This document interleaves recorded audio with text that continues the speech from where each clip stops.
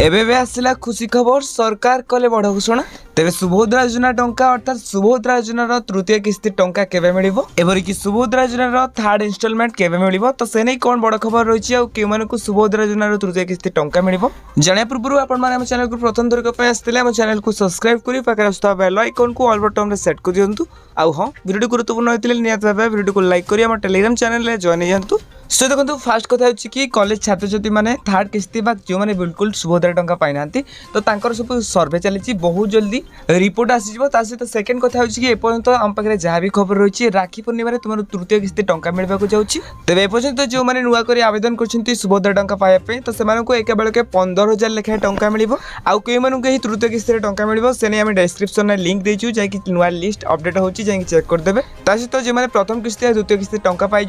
तो से निजरे थर्ड किस्ती पाइबा निजर एनपीसी एक्टिव होता दरकार ता सहित निजर बैंक रे जो मोबाइल नंबर अच्छी से आधार कार्ड निहत भाव लिंक होता दरकार सो ये काम आपण निहत भाव कर दिंतु नहले आपको सुभद्रा योजनार तृतीय किस्ती टंका मिलबनी तेज सुभद्रा योजनार तृतीय किस्ती टंका को नहीं जब भी तारीख घोषणा कर आपण मानक आम जणाइदेबू से आपण मैंने चैनल सहित एमती जोड़ी रही था।